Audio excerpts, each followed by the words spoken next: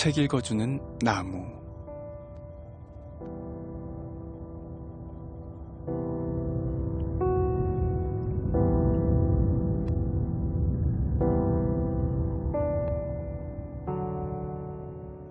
안녕하세요. BTN 불교 라디오 책 읽어주는 나무입니다. 오늘도 책을 열고 시작하네요. 책을 읽는 저는 힐링 스토리의 나무입니다.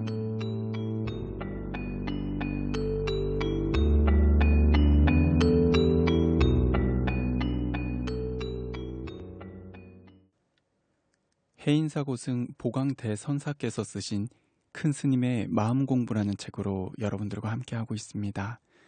오늘은 15번째 시간 마음 주인이 되는 길부터 같이 낭독해 보도록 하겠습니다. 마음 주인이 되는 길. 달마대사는 출가하기 전 인도의 왕자였습니다. 어느 날 스승이 왕자들에게 물었습니다. 이 세상에서 가장 존귀한 보배는 무엇인가? 어떤 왕자는 황금을, 어떤 왕자는 권력을, 다른 왕자는 명예를 최고로 꼽았습니다. 마지막으로 달마대사가 대답했습니다.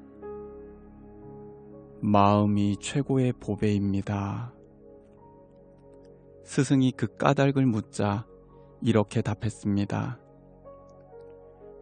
황금이 좋은 것이라고는 하나 사실 그것을 보고 좋아하는 것은 사람의 마음입니다.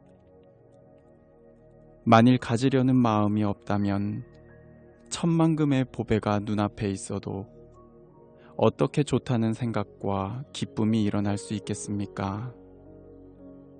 또한 황금과 권력과 명예가 아무리 많고 높아도 그것을 누리는 사람이 마음에 만족하지 않으면 어떻게 그것들이 귀하게 여겨지겠습니까? 그러므로 마음이야말로 소중히 여길 천하의 보배입니다. 그렇게 소중한 마음이 바로 불법 안에 있습니다. 하지만 내 마음도 네 마음도 번뇌에 찌든 업식이지 보배로 여길 만한 것은 아닙니다. 참마음, 청정한 본래 마음, 다이아몬드처럼 맑고 투명하게 빛나는 금강심이야말로 진정 보배로 여길 마음이지요. 사흘 닦은 마음은 천년의 보배요.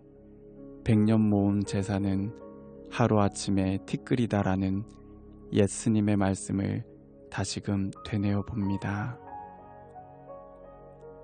중생의 눈은 흐리고 탁해서 자기가 쳐놓은 업보의 그물도 보지 못합니다. 자기가 엮은 업보라는 그물에 걸려 헤어나오지 못합니다. 마치 자기 다리에 걸려 넘어지고서도 주위를 향해 내 다리 누가 걸었어? 하고 고함치는 사람 같습니다. 누에가 자기가 토한 실에 갇혀 빠져나오지 못하는 것과 마찬가지입니다. 하지만 수행을 하다 보면 자신의 업보가 보이고 그 업보의 그물을 뒤집어 쓰고 있는 자신이 보입니다. 업이 청정해지면 주변에 자기가 맺어놓은 인연의 그물이 눈에 들어오게 되는 것이지요. 깨달음을 얻는다는 것은 누에가 스스로 만든 두꺼운 고치를 뚫고 밖으로 나오는 것과 같습니다. 돌을 닦는다는 것은 마치 누에가 고치에 갇혀 있든 아니든 고치에 전혀 방해받지 않는 경지에 이르는 것이지요. 업에 갇힌 사람은 이래도 죽겠다 저래도 죽겠다 소리밖에 안 나와요. 하지만 업을 굴리는 사람은 이래도 상관없고 저래도 상관없습니다. 불법을 공부해서 어느 정도 정신이 맑아지면 자신의 업보를 확연히 보지는 못해도 막연히 짐작할 정도는 되어야 합니다. 흔히들 감 잡았다고 말하는 상태지요. 감도 못 잡는 것은 아무 생각 없이 그저 먹고 자고 배설하는 축생과 다를 바 없는 삶입니다. 적어도 사람 몸을 받았으면 자신의 업보는 어느 정도 가늠할 줄 알아야 합니다. 가늠만 할 수 있어도 세상살이가 훨씬 수월해집니다.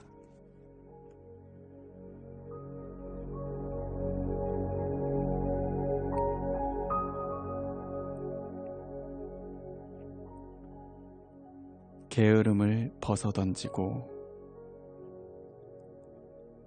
중생의 업은 어디에서 왔습니까? 사람들은 운이 없으면 조상이나 외부 환경을 탓합니다. 그러나 중생의 업은 귀신이 주는 것도 아니고 조상이 주는 것도 아닙니다. 우리의 업은 우리 자신의 몸과 마음이 합작해서 짓는 것입니다. 금생에 각자가 다스리지 않으면 누가 대신해 줄 수 있는 문제가 아닙니다. 젊을 때는 막 살다가 늙어서 할 일이 없자 친구 따라 슬슬 절에 다니는 것은 서산에 지는 해와 같은 꼴입니다. 가능하면 일찌감치 노력해야 좋습니다.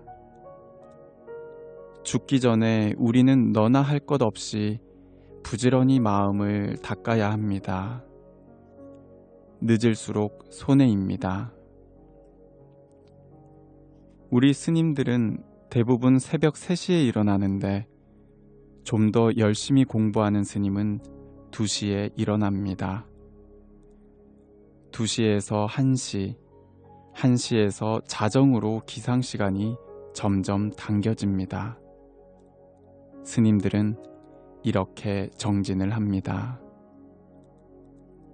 아니면 금생에 자기 업을 어떻게도 다 놓을 수 없기 때문입니다. 무거운 업을 짊어지고 생사의 언덕을 넘는다는 것은 정말 괴롭고 힘든 일입니다. 그래서 미리미리 닦자는 것입니다. 모든 죄악이 우리 자신의 마음에서 나와 일신을 파괴시키는 것은 쇠에서 나온 녹이 쇠의 재질과 모양을 파괴시키는 것과 같습니다. 그러면 우리 몸과 마음을 파괴시키는 녹은 무엇입니까? 바로 해태, 곧 게으름입니다.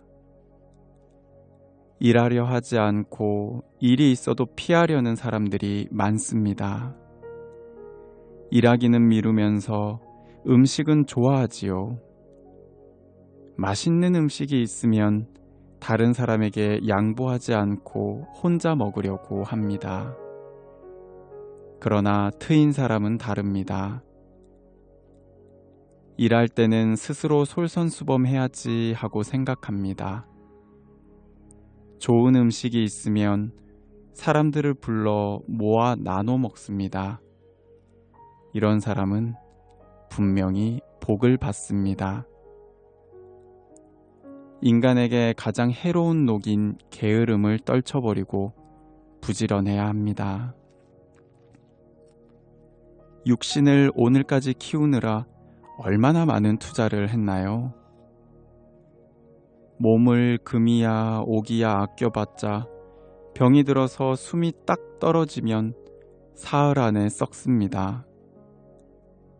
게으른 사람치고 반듯한 사람이 없습니다.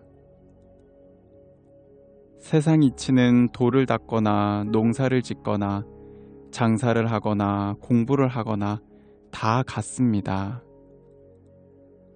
사람들은 흔히 할 일 없으면 놀러나 가자고 말합니다. 열의 아홉은 얼씨구나 따라 나섭니다.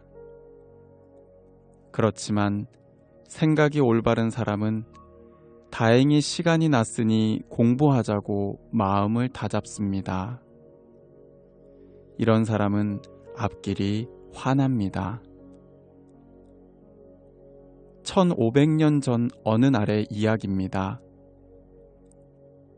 회해선사라는 분이 갑자기 밥을 드시지 않는 것입니다.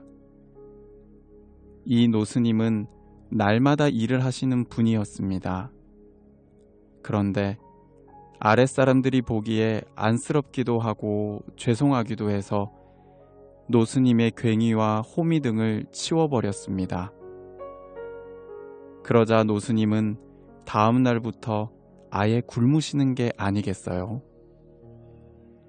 일을 안 했으니 밥 먹을 자격이 없다는 게 그 이유였습니다.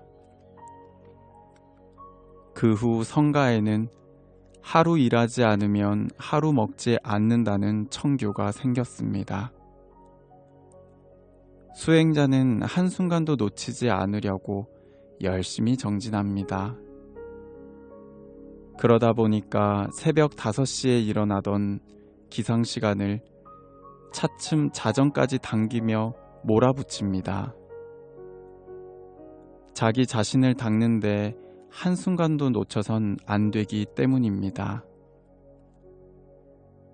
이와 마찬가지로 복을 짓는 때도 놓치지 말아야 합니다. 좋은 일을 할 기회가 생기면 바로 그때 해야 합니다. 좋은 일을 제법 많이 한 듯 싶어도 실제로는 5손가락을 꼽을 정도도 안 되는 게 우리 일생입니다.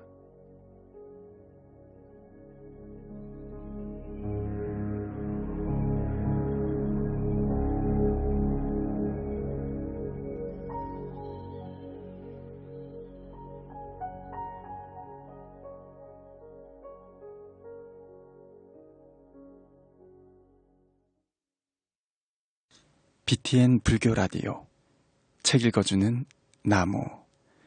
오늘은 여기까지 여러분들과 함께 하겠습니다. 이 프로그램은 여러분들의 진심 어린 후원으로 성장하고 있습니다. 앞으로도 더 좋은 방송이 될 수 있도록 따뜻한 인연 부탁드립니다. 그리고 방송을 들은 소감은 언제든 게시판에 남겨주시면 감사하겠습니다. 지금까지 청취해주셔서 감사합니다. 힐링스토리 나무였습니다.